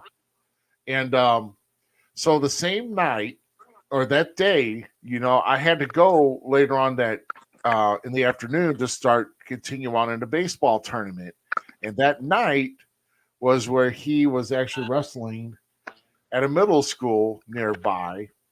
And he wrestled Abdullah the Butcher. And oh my gosh, there is so many stories so many times the story's been told by the legendary manager and, of course, member of the Midwest Independent Wrestling Hall of Fame, Al Stevens, who was Abby's manager that night. And Al was thrown from at least a few times by Brody. I mean, gosh, just getting hit. And then the coup de grace of it all is that Al was he had rented a tuxedo because he was actually managing somebody else. He wanted to look real sharp and everything else. So he was wearing a tuxedo. Well, he wore that same rental tuxedo in that main event with Abby and Brody. And big mistake. Because Brody grabbed it by the tail and yanked it. And that whole thing ripped right up the middle. And it was bloody. And it was, oh my God. Oh my gosh. It's like, he gets like, damn it, Brody. This was a rental tux. I don't own this. He was like, ah. So, so needless to say, nothing was attempted to be cleaned or tried to repair the tux. And he actually dropped it off and booked it the following day because he did not want to be caught with that damaged tux. Oh my God. But kind of go off. I just had to bring that up because that's one of the things that I'm kind of kicking myself that day because I could have been there. That match went up in the stands near the PA system, near the video cameras that were recording it at the time. God, if I could found a way to get a bootleg of that match, someone may have it. But my God, it was just pandemonium. They went up in the bleachers. I don't know. You really weren't supposed to do that in the state of Missouri, but these guys that really do well with the rules. So, but yeah, as wildly crazy he gets, he did have a family at home, and he really did take pride in his family too. So, so we've actually got one more segment to listen to. So let's go and cap this sucker off here. And here we go. Blood is pouring from somebody's face, looks of anguish. It's a wonder how anybody could survive this kind of pummeling. Well, let's face it, Bob, they look at a lot of pictures. Maybe there's 100 pictures where nobody's bleeding, and he picks the one out where somebody's bleeding and sells magazines, and they do have tremendous popularity. You're on the air. Go ahead. If I had to ask King Kong Brody who his toughest opponent is. All right, good question. King Kong?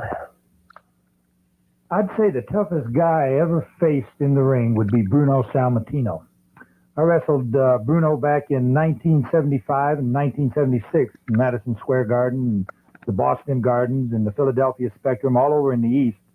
Bruno Sammartino was the type of guy that some people say he wasn't a great wrestler, but yet he fought all the great wrestlers. And I think the fact that he fought so many good wrestlers for so many years probably made him the greatest wrestler that ever participated in the sport. I got a question about a few people, Larry. Whatever happened to Haystacks Calhoun? He's retired from the business now. Last I heard, he's living in the Southeast, totally out of the business. I heard a story, maybe an apocryphal story, but I heard that he had slimmed down to about 150. That I find hard to believe. Haystack Calhoun weighed in excess of 600 pounds, and if I'm not mistaken, correct me if I'm wrong here, because you were up in the East then, I think Bruno Sammartino is the only one who ever lifted Haystack Calhoun and slammed him. That was a man over 600 pounds, not dead weight, 600 pounds of human squirming weight. Not to mention the horseshoe around his neck. That was another 50 pounds. That's a little additional weight there, right? You're on. Go ahead. I'm coach in Illinois, and I just wonder what these men think about what this sport, or so-called sport, does to the credibility of us amateurs, and how it hurts the ability for us to get children into a real sport rather than their theatrical show business. All right. Can they exist hand in hand, or does one hurt the other? I think that professional wrestling, there is a question involved about its validity. I can say that I've been in it over 11 years now, and I come from quite an extensive athletic background. I was an All-American football player in high school, state basketball player in high school. I went on to play 4 years of college football, and went on to play 4 years of professional football, and have spent 10 years in professional wrestling. And I like to think that my athletic background is equal to any other man playing in any professional sport today. And as far as its relationship with children, I go around the country year after year after year. Right over here at the St. Louis Children's Hospital, I make visits to the children in hospitals. I do things with the Chamber of Commerce's and the JCs, and with the Boy Scouts, and with the youth groups all over the country. Just a few seconds left. I think that professional wrestling to them is something that helps them go on and be more successful in later life. Last quick question. Have you ever wrestled Andre the Giant? How big is he? 485 pounds, and I've wrestled him many, many, many times. How'd you do? Very, very, very good. How tall is he? 7'2". How big are you? I'm 6'6", and right now I trimmed down 290. King Kong Brody, it's been a pleasure. Thank you for coming by. Thank you.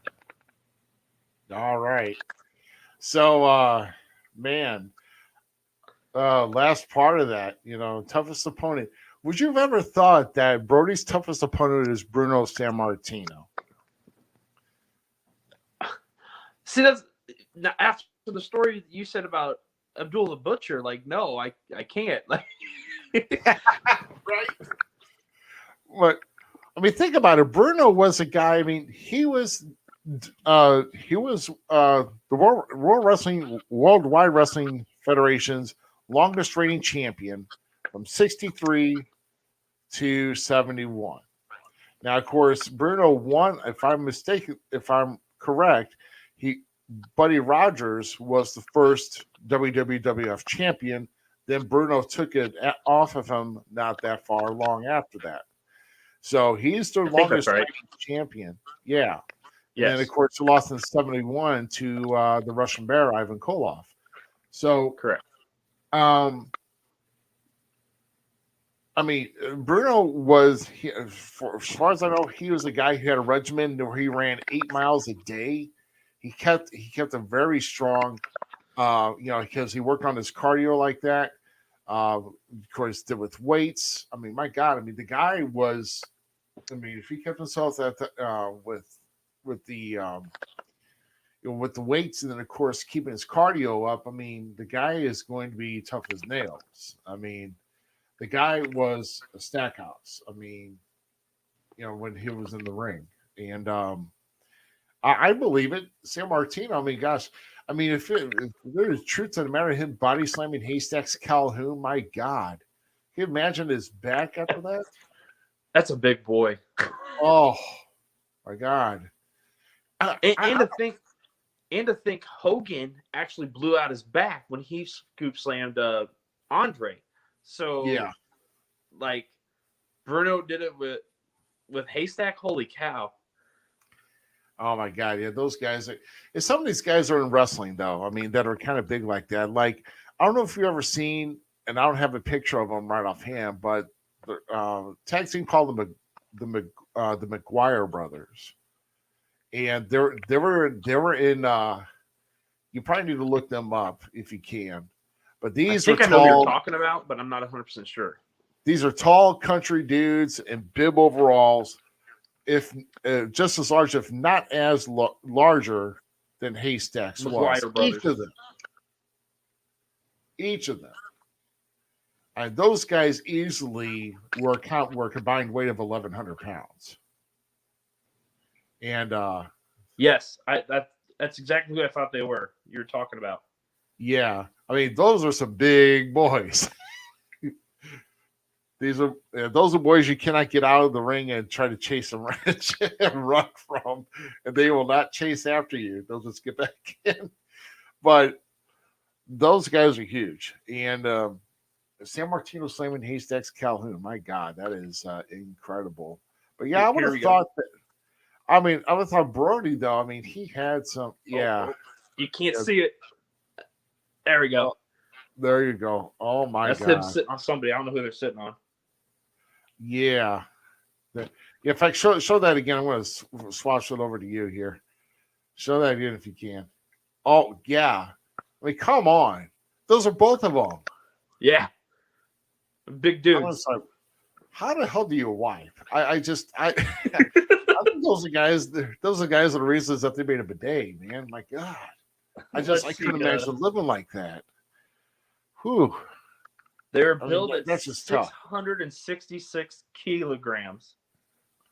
I'm not going to convert that right now. It's 1,014 pounds. I'm sorry, brother. It's more than that combined. I'm sorry. Someone's lying. Someone is lying. One of them was 743. The other one was 745 pounds. One was 745. And how much was the other one? 723. 723 and 724? 745. Oh, 745 and 724. Yes. Okay, so they're over 1,400 pounds then. Yeah, 1,400 pounds together. Oh, geez. Now that I believe. Oh, my Lord. Wow. I don't know what to say about that. But what about that caller, that last caller, about saying about basically questioning the validity and the credibility of pro wrestling, man, and like I don't think he was really too thrilled about. No, that was a ballsy comment. Like, and to think about it now, like the funny part is, and this is to me probably. So this was, when did you say this was 1983? Yeah. This interview. And now in 2001, look at how many wrestlers from amateur backgrounds are in the WWE. Oh, yeah. Or AEW for that matter of fact. I mean, let's look at the greatest, arguably one of the greatest all-time amateur wrestlers, Kurt Angle. Right. Gold medalist in there. And then now we have what's his name? Gabriel Stevenson or something like that. Yeah, Gable Stevenson. Yeah. Another gold medalist just joined WWE. So right there you have two Olympic gold medalists making their way through professional wrestling. Kurt Angle was, like I said, arguably one of the greatest wrestlers to ever lace up their boots when it comes to the pure in-ring ability. So, right. Yeah. I don't know why the guy thought that, professional wrestling was going to ruin the whole validity of amateur wrestling. I mean, first off, you got to be an idiot because there's definitely two different performance platforms to begin with. Right. And there are different styles. There's freestyle, there's Greco-Roman, there's different things. There's still, I mean, Iowa's still big in amateur wrestling. I mean, heck, I still enjoy watching it today. It's the only reason I watch the Summer Olympics. Yeah. I mean, so even to today, I mean, kids are still getting scholarships for especially for wrestling if they want to go to like University of Iowa, they want to continue on. And who knows? I mean, they find a major that's outside of wrestling, or maybe they're going to specialize in their major, and maybe they might want to try their luck in the industry. I mean, our Lord and Savior wrestling. Brock Lesnar, NCAA. Yeah. So, I know. Yeah, Brock's a beast, though, man, and he's got it well made. Oh man. That's one dude I'd never mess with. Oh no. Yeah. But what do you think? There's a reason I call him my Lord and Savior. Right. That's no lie. So what do you think about what Brody meant that when that he did well against Andre the Giant? I mean, because Andre doesn't have many losses under his belt. If I'm not mistaken, Andre talked about Brody one time being a man of respect in the industry too, in an interview and stuff. So I could see him doing well. I could see Andre. The story is, if Andre liked you, he protected you in that ring. If he didn't like you, you got beat up, right? Yeah, pretty much. So I could see that being an honest answer. Like, he did well with him. I could see it being that answer.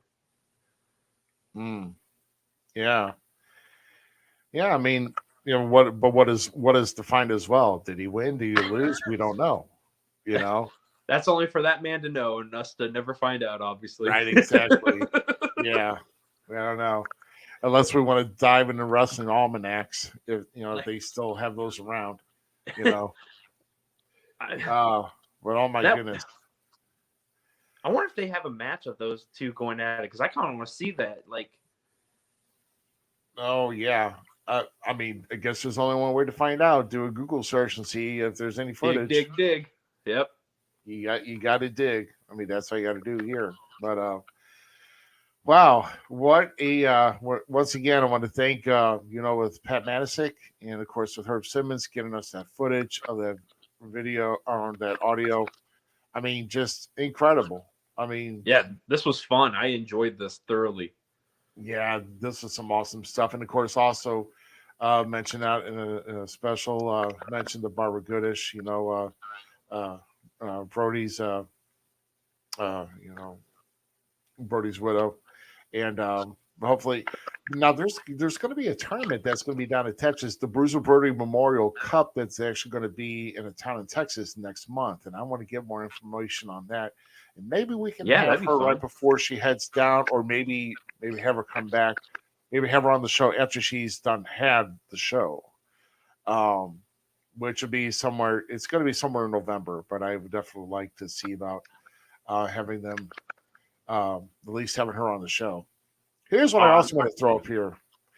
This, if you want to see, or if there's any type of suggestion for a guest that you'd like to have us maybe put on the show, I definitely want to throw it out to you, because definitely our viewing audience, that's who we pander to, and that's who we want to keep entertained. So make sure you email us, fallscounteverywhere@gmail.com.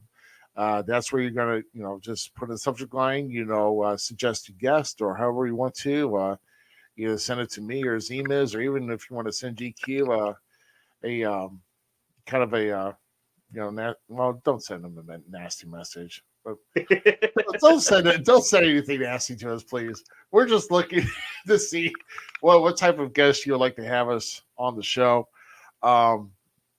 And we don't know who we're going to have next week, but that's going to be in the works. As far as soon as we know, you're going to know here on Facebook anyway. And also, I'll try to update on Twitter as well. Be good and see if I can be good with that. But yeah, but shoot, man, what a night. Just going back and listening to that. I mean, I could listen to retro stuff like that all day. And I'm just more of an old school type of guy. That's just who I am. I mean, you got me wanting to listen to more. Like, I'm like, I want to do more of this. Oh yeah, all this stuff is good. I mean, GQ missed out on some good stuff here tonight. But yeah, hopefully, if I'm ever to get a hold of something like this, I mean, that's just that's just icing on the cake here for me. So, man, enjoyable night. And so we're getting ready to head into the weekend. So I got Swansea. If you can make it, you got Granite City, MNWA this weekend, downtown. But hey, shoot, man, it's been fun, even with just for tonight, man. It was a blast, my friend. It was a blast. Heck yeah.